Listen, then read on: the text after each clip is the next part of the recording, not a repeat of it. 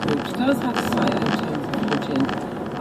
I think it's a safe place in which people who are really struggling with a problem feel that they can go there and other people are on their side. And, it's sort of like, there are some men there, but it is like any women's group. Women like to go to groups and feel that other women understand them and aren't judging them for things that they find difficult. But there was, I watched the film last night, there was an element of confronting, I think.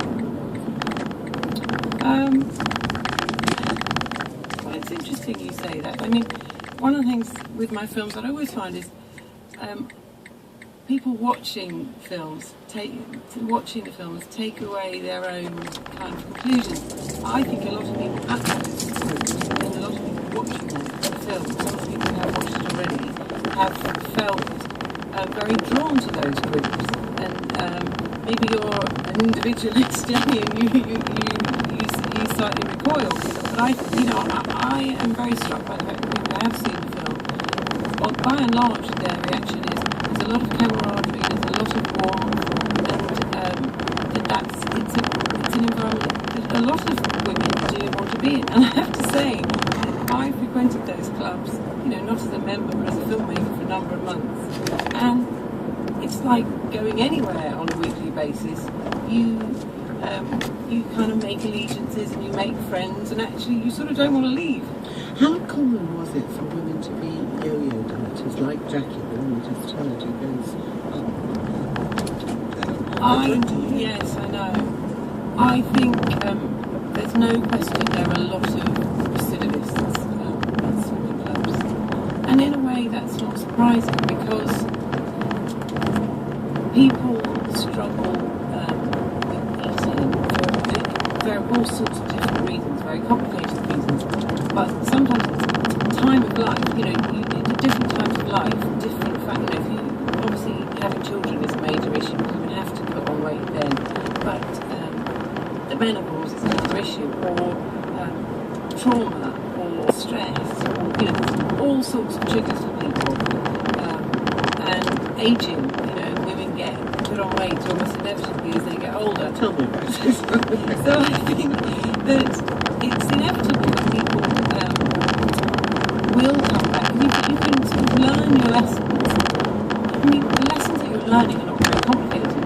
That's the truth. It's not rocket science. We all pretty much know that if you eat plenty of fruit and veg and a low-fat diet, you probably keep the weight under control. So there's no secret.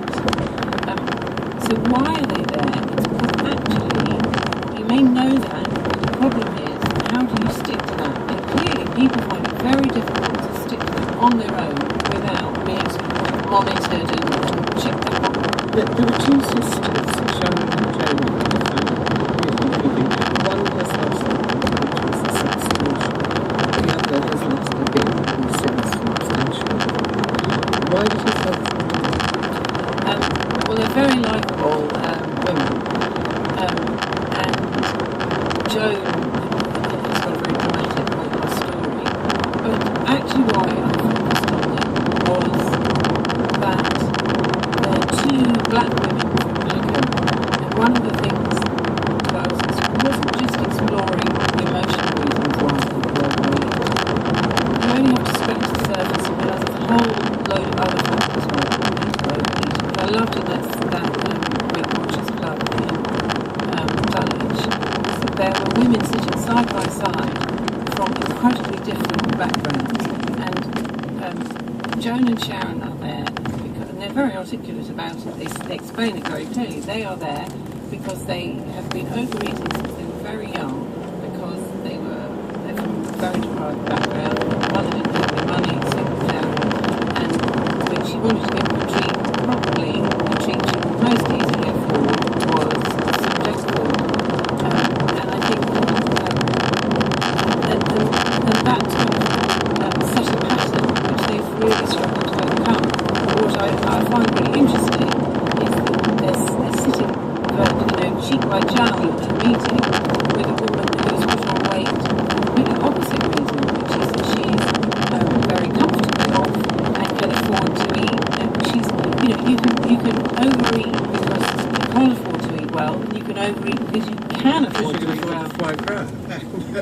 bottle of wine.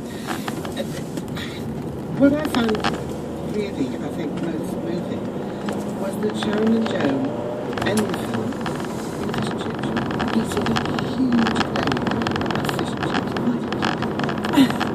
Well, people love to eat, you know, and that's one of the things I hope is in the film. I love to eat, and I'm a great believer that, you know, appetite for food, appetite for life. Appetite is a good thing, you know.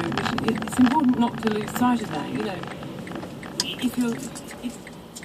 Nobody really wants to spend their life and being frightened of salad dressing. You know, we should have an appetite for these things. That's a positive thing. And Joan and Sharon have understood, and actually it's sort of, I think, part of the Weight Watchers ethos, which is why they sell sort of low-calorie chocolate bars and everything. But actually people want to treat, people want to indulge themselves, and Sharon and Joan have invented their own customised diet, you know, not quite how any swimming club, you know, not one that the swimming club would advocate, but they go off-piste once a week and eat whatever they like. And for them, that makes it bearable and manageable. Thank you very much for being with us, and don't miss it all. It's on the 21st of August. Thank you. And now the serial, How to Have a Perfect Marriage by Nicholas McInerney. Karen decides the best strategy is complete